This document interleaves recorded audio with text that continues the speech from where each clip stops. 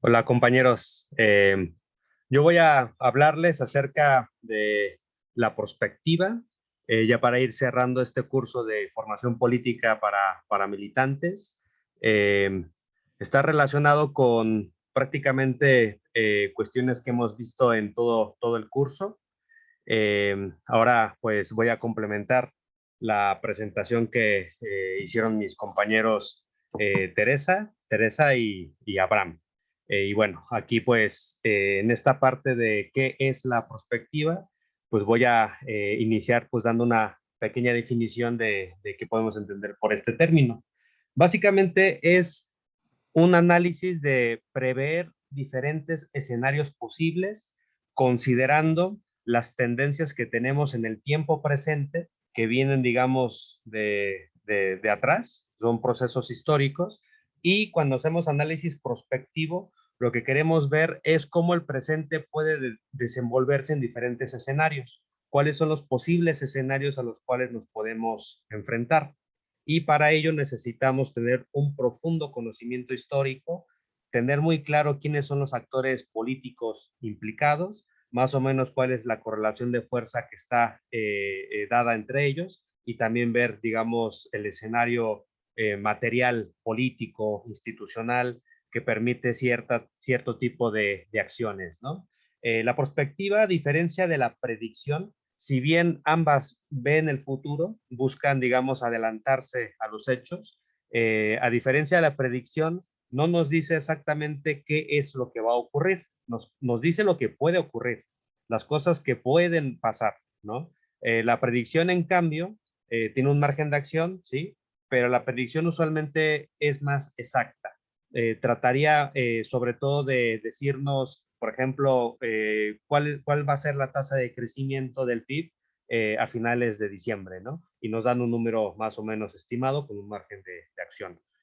O, por ejemplo, la predicción podría ser tal fecha va a haber un eclipse solar. Y, digamos, tenemos todos los elementos clarísimos para poder saber en qué día, en qué hora y en qué lugar se va a poder ver un eclipse solar, ¿no? Digamos, la predicción tiene ese grado de exactitud que puede tener cierto margen de acción, pero digamos es muy preciso. En cambio, la prospectiva no, la prospectiva es más amplia, pero sí plantea sobre todo esto, análisis de escenarios para que desde el presente podamos decidir qué acciones tomar para adelantarnos y ver qué escenario es el que nosotros queremos. Entonces, para eso es muy importante evaluar los diferentes componentes que constituyen estos escenarios, y en esa medida pues podemos nosotros guiar nuestra práctica política en la actualidad. Ejemplos de análisis prospectivos pues podría ser, por ejemplo, ahora que ganó Boric en Chile, ¿cuáles son los retos que se enfrenta ese gobernante en ese país? Pues bueno, digamos un análisis de prospectiva, pues podría decir, en Chile, pues la extrema derecha fue derrotada, sí, pero representan 45% del total de los votantes, lo cual no es poco, ¿no? Y además, tenemos en Chile un país profundamente, golpeado por el neoliberalismo, donde va a costar muchísimo trabajo desmontar todos los procesos de privatización, todos los procesos de mercantilización, todos los procesos de empoderamiento del capital, del gran capital transnacional y nacional. Entonces, todo eso hace previsible que los trabajos que él está haciendo de acompañamiento de la constituyente, pues se vean en cierto modo boicoteados, se vean golpeados constantemente por la derecha, ¿no? Y digamos, eso es un escenario muy posible que puede ocurrir. Ese sería un ejemplo de análisis de prospectiva. Digamos, en este contexto, podemos nosotros hacer también pues un análisis de la cuarta transformación. Ahorita voy a ir hacia ese tema. Aquí pues pongo rápidamente unas ideas, ¿no? Acerca de la importancia de la historia. Y por ejemplo, Lenin hablaba de la importancia de hacer el análisis concreto de la situación concreta para tener muy claro la situación en la cual estamos viviendo, ¿no? Entonces, esto es muy importante que lo tengamos clarísimo como militantes para justamente hacer análisis considerando nuestro momento singular, considerando en dónde estamos parados, qué recursos tenemos para actuar, quiénes somos, quiénes son nuestros adversarios y cuáles son las alianzas de los respectivos agentes, ¿no? Entonces, un poco el análisis concreto de la situación concreta va en esa dirección. Situar, digamos, el análisis en un contexto muy realista para saber básicamente con qué contamos, ¿no? Pero resulta que estas situaciones muy concretas tienen múltiples determinaciones que necesitamos analizar. Por eso es muy importante tener una formación política sólida, ¿no? Aquí les pongo en este caso una definición que Marx da sobre lo concreto. Lo concreto es el análisis de la síntesis de múltiples determinaciones. Lo concreto es la unidad de lo diverso. Entonces, necesitamos usar la abstracción para penetrar, digamos, las apariencias y poder detectar cuáles son las diferentes partes que constituyen lo diverso, ¿no? Entonces, eso es lo concreto. Entonces, necesitamos constantemente como militantes estar en este proceso de formación política, de formación teórica, de formación metodológica, aprender a pensar de una forma específica para identificar, digamos, estos componentes, ¿no? Y bueno, todo esto es para entender cuáles son los constreñimientos que tenemos para la acción política, ¿no? Porque no podemos hacer cualquier cosa, ¿no? No siempre hay condiciones para hacer la toma del Palacio de Invierno, ¿no? No siempre hay condiciones para poder impulsar cualquier reforma, no siempre hay condiciones para poder generar políticas de bienestar basadas en la socialización de los medios de producción. Entonces, en ese escenario es muy importante justamente entender cuáles son los constreñimientos. Y por eso uno de los principios que es muy importante volver a retomar es el de la factibilidad, que ya lo hemos visto en sesiones pasadas. Justamente Juan Manuel, nuestra compañera Vivi, nuestros compañeros también, ¿no? Víctor, Morgan, etcétera, ya han hablado acerca del principio de la factibilidad. Aquí simplemente es para hacer hincapié que para hacer, digamos, una acción política que sea éticamente responsable, necesitamos tomar muy en serio este principio de lo que se puede hacer, de lo que es posible, porque justamente si nosotros impulsamos acciones que son imposibles, también hay un tema de irresponsabilidad política. Y para poder hacer ese análisis, sí necesitamos hacer un análisis de prospectiva para saber justamente qué se puede y qué no se puede hacer. Por ello es muy importante, incluso hasta un deber ético, tener una terrenalidad en el pensamiento para tener responsabilidad epistemológica, ¿no? Entonces, en ese escenario, hay algunos elementos para hacer análisis de prospectiva, ¿no? Digo, esto se puede desarrollar a más profundidad. Aquí solamente es como un pequeño ejercicio que hicimos, que básicamente tiene que ver con preguntarnos quiénes son los sujetos políticos que están involucrados en una situación. ¿Cuáles son sus características de cada uno de esos sujetos políticos, ¿no?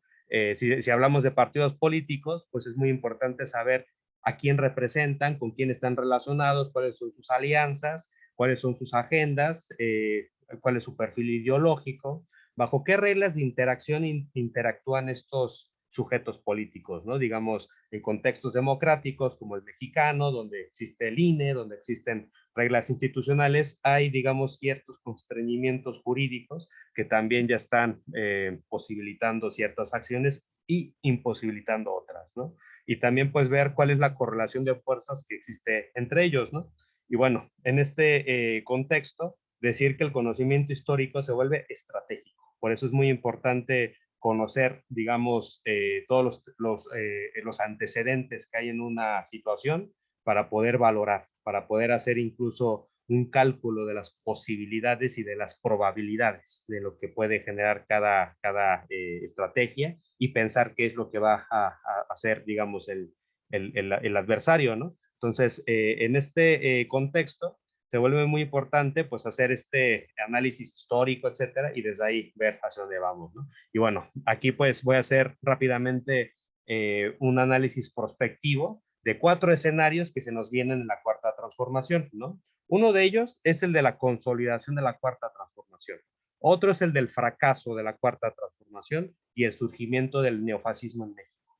Otro es la ruptura desde adentro de la Cuarta Transformación y desde Morena. Y finalmente otro escenario que se puede plantear es el de los golpes blandos que amenazan la consolidación de la Cuarta T. Y bueno, en el primer caso, la consolidación de la Cuarta T, digamos, ese es un escenario posible, pero lo que necesitamos para consolidarlo es que la revolución de las conciencias entre la población se consolide. ¿Y eso cómo lo hacemos? Generando más círculos de estudio, generando también un mayor nivel organizativo de los círculos de estudio, que estos círculos de estudio se penetren más en la sociedad y que, digamos, hagan un trabajo de base, de vinculación, para que en este escenario pues se vaya consolidando esta revolución de las conciencias.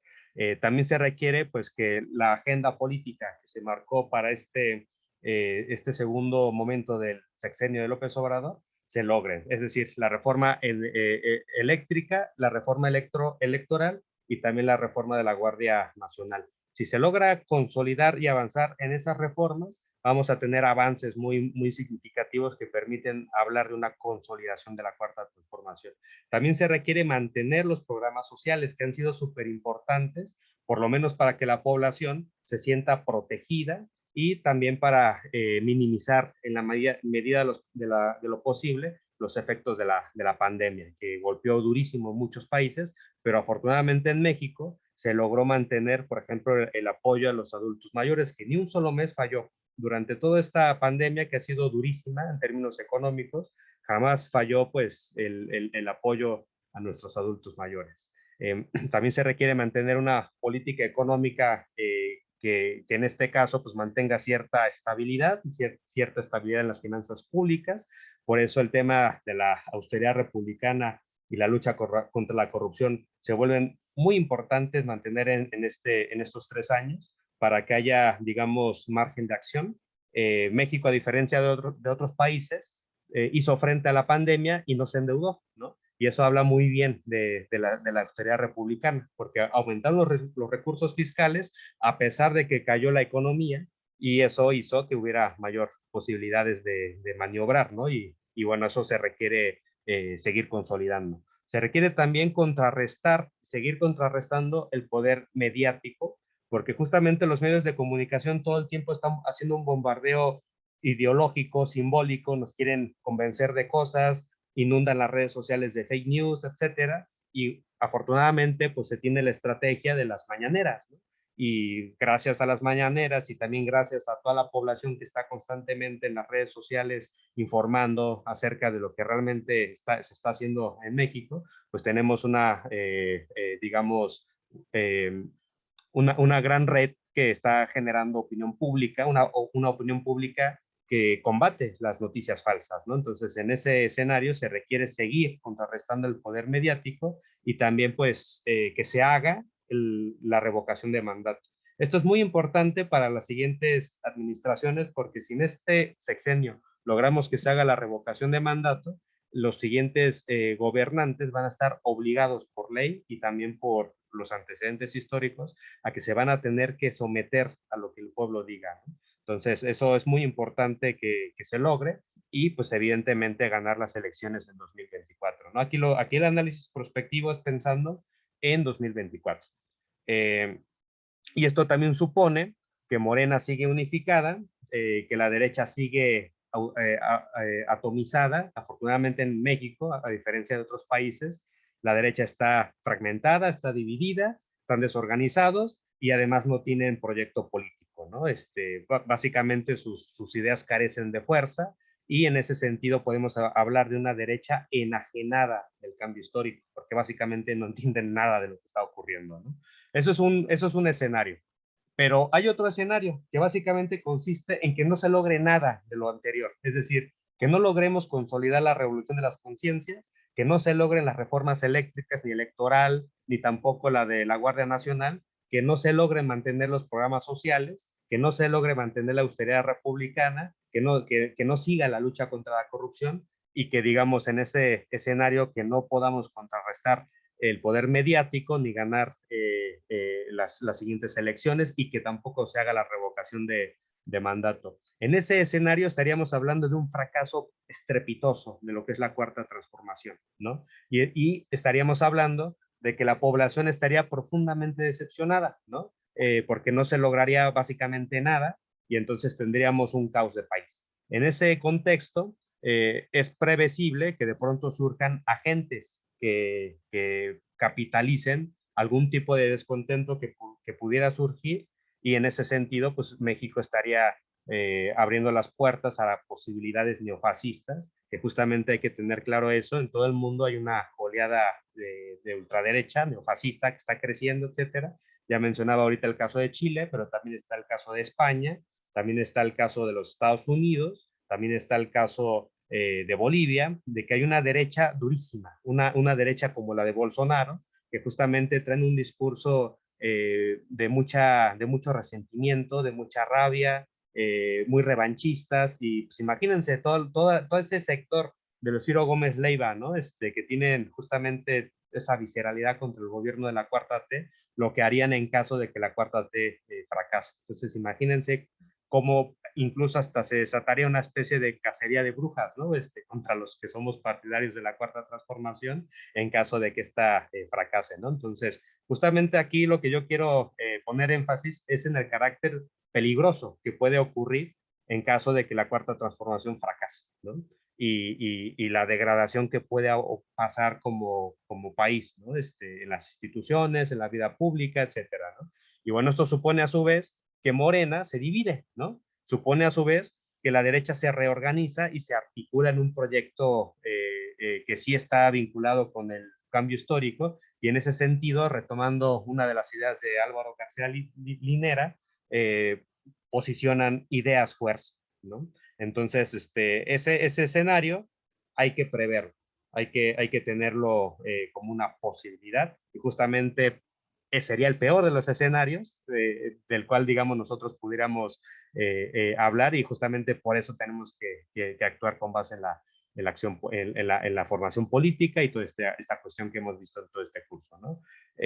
Otro escenario es que se logra avanzar en todos los elementos, en toda la agenda de la cuarta transformación, que se logren ganar pues las elecciones, pero que desde adentro de la cuarta transformación nos pase lo que ocurrió en Ecuador, que desde adentro surge un personaje como Lenín Moreno, que traiciona, digamos, el proceso histórico que se viene dando, y en ese escenario la ruptura sería desde adentro de Morena y desde adentro de la cuarta transformación. Ese escenario no hay que tampoco, digamos, desaparecerlo, es parte, digamos, de una posibilidad. En Ecuador, digamos, el proceso que lideró Rafael Correa era un proceso muy sólido, en términos económicos iban muy bien también en términos del apoyo popular, etcétera, pero de pronto desde adentro se hizo, digamos, esta traición, y pues no se pudo prever, ¿no? No se pudo pues hacer frente a todo lo que hizo este personaje, y bueno, en ese contexto se supone que también pues Morena estaría dividida, y los elementos reaccionarios estarían infiltrándose en el partido y adquirirían mayor fuerza, ¿no? Entonces, en ese escenario, se requiere pues justamente posicionar la formación política y tener la suficiente capacidad de movilización para que en caso de que llegue quien sea, pues mantenga la cuarta transformación, mantenga la agenda política, mantenga el programa, mantenga pues lo que la gente quiere, ¿no? Y más bien en ese sentido blindemos la cuarta transformación de posibles traiciones, ¿no? Entonces, por eso es muy importante que ahora desde digamos, estos momentos, estemos posicionando en el sentido común de la gente pues la idea de la formación, la idea de la formación política, ¿no? Entonces es esto parte del escenario. Ahora, otro escenario que aquí me gustaría compartirles es el de los golpes blandos continuos que están amenazando constantemente la estabilidad de la cuarta transformación. Entonces, digamos, en este escenario se logra avanzar en los últimos 3 años en toda la agenda política del gobierno, se ganan las elecciones de 2024, pero se mantienen los golpes blandos, ¿no? Y eso significa que van a básicamente mantenerse todo el golpe mediático difundiendo fake news, generando incluso demandas legales que se conoce como lawfare, que lo que buscan es destruir la imagen simbólica de los gobiernos o la imagen simbólica de grandes dirigentes sociales, pues inventándoles crímenes que no cometieron, como fue el caso de Lula, ¿no? Que ustedes deben de conocer, que él se le acusaba de corrupción y, digamos, con base en ciertas alianzas que se hicieron a partir de jueces y los medios de comunicación ahí generando una percepción pública distorsionada, etcétera, pues se generó la imagen de que Lula era un corrupto, se le metió a la cárcel, se le quitaron los derechos políticos y entonces se le dejó el escenario pues abierto a Bolsonaro para que él ganara las elecciones, ¿no? Entonces es muy probable que eso esté ocurriendo, de hecho ya está pasando en este país. Es muy importante, de hecho, si pueden leer el libro de Arrancha Tirado sobre lawfare, los golpes en favor de la ley, pues es muy importante que lo puedan revisar para adelantar este tipo de escenarios, ¿no? Y justamente como nos muestra el caso de Bolivia, los golpes blandos van subiendo, digamos, de escala hasta llegar a golpes cívicos militares, ¿no? Y entonces no descartemos que también la derecha esté usando muchísimo financiamiento proveniente del extranjero. Ya López Obrador denunció cómo muchas ONGs reciben dinero de los Estados Unidos justamente para reivindicar la lucha por la libertad. Apenas se reunió el ALBA, el grupo del ALBA, que es un bloque sudamericano, etcétera, y uno de los temas que estaban poniendo en el centro de su agenda es el tema de la corrupción, que supuestamente Biden va a estar destinando en diferentes países recursos para luchar contra la corrupción. Aguas con eso, porque desde ahí también pueden estar desestabilizando gobiernos progresistas, ¿no? Entonces, digamos, esto puede, en un escenario, puede suponer que Morena sigue siendo el partido político más fuerte. Puede suponer que Morena es un partido que mantiene cierta unión, que el obradorismo sigue permeando en amplias capas de la población. Recordemos que ahora mismo López Obrador tiene 75% de aceptación, pero que la derecha está beligerante, sigue más beligerante y apoyada por la oligarquía nacional e internacional y el respaldo imperialista, sigue haciendo estos golpes, golpes, golpes, y con eso desestabilizar, digamos, el país, ¿no? Entonces, ¿qué hacer en estos escenarios? ¿Qué hacer para nosotros empujar las tendencias actuales y más bien tener un escenario en vez de otro? De los 4 escenarios que ahorita les acabo de mostrar, pues el primero es el más deseable, el peor sería el segundo, y bueno, los otros escenarios son escenarios intermedios que también pueden ocurrir, pero en cualquier caso, en cualquiera de estos escenarios posibles, nuestra tarea como militantes es consolidar y seguir con el proceso de formación política, digamos, en nuestros espacios, en nuestras casas, en nuestras escuelas, en nuestros trabajos, pues seguir, digamos, con este proceso de explicar a la gente lo que se ha logrado, ¿no? Lo que el gobierno de la Cuarta T, a diferencia de los otros, ha hecho, ya sea en materia laboral, que ahora permite la formación de sindicatos sin necesidad de la práctica corporativista en la toma de nota, o por ejemplo el incremento de salario, que en los últimos 30 años no había ocurrido ni un solo incremento salarial. Con este gobierno subió, me parece que en 20% el salario mínimo. También ha habido pues muchas ayudas sociales a adultos mayores, a madres solteras, jóvenes construyendo futuro, sembrando vida, etcétera. Entonces ha habido una gran cantidad de programas sociales que es muy importante defender, ¿no? Justamente por dignidad del pueblo. Y también pues lo que necesitamos, además de seguir consolidando nuestros círculos de estudio, hacer más círculos de estudio, formarnos y en ese aspecto seguir preparándonos, también se requiere de tener una gran sensibilidad a los movimientos sociales, generar procesos de unidad popular, identificar muy bien cuáles son sus demandas. Recuerden que en una sesión yo les hablé junto con Patricia Legarreta acerca de movimientos sociales. Es muy importante que Morena esté muy vinculada a los movimientos sociales para que se vea que el partido es un instrumento de lucha y de emancipación, que el partido no se burocratice, que el partido siga estando al servicio del pueblo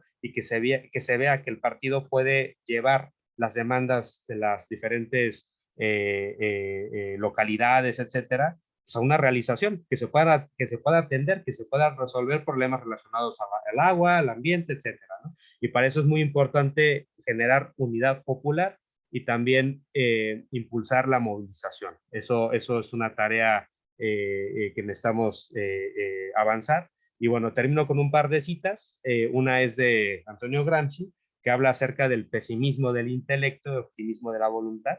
Entonces, esto para decir que como militantes, pues sí tenemos que tener categorías que nos permita de manera objetiva entender lo que está ocurriendo y lo que puede ocurrir. Por eso estoy hablando ahora mismo de la perspectiva, pero también la cuestión de la voluntad, tener fe en que podemos hacer las cosas, de que nosotros tenemos esa capacidad de poder transformar el mundo, ¿no? Por eso es muy importante justamente hablar de esta cuestión del optimismo de la voluntad.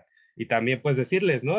Siguiendo lo que dice Álvaro García Linera, que también hay ahí una especie de álgebra, ¿no? De la política, ¿no? Dice Álvaro García Linera, articula, cambia el sentido común, pero derrota al adversario. Y luego de derrotar al adversario, vuelve a articular el sentido común. Hay que sumar Gramsci más Lenin más otra vez Gramsci. Esa es la fórmula práctica de la economía real, ¿no? Entonces, esto es muy importante tenerlo claro, porque necesitamos justamente tener claro de dónde estamos, de dónde partimos, qué es lo que queremos, cuáles los cambios subjetivos que queremos impulsar, pero tener claro que tenemos que derrotar a la derecha, les tenemos que ganar en las urnas, les tenemos que ganar en las calles, les tenemos que ganar en los territorios, ¿no? Por eso es muy importante justamente verlo así, sumar Gramsci, Lenin y Gramsci, ¿no? Y bueno, termino aquí con esta presentación. Y bueno, ya tienen mi contacto si quisieran ahondar en algún tema más sobre esto, no duden en contactarme, pues les escribo mi correo, es josafativan.hernandez@gmail.com y cualquier duda y sugerencia, pues aquí estoy a sus órdenes. Muchas gracias.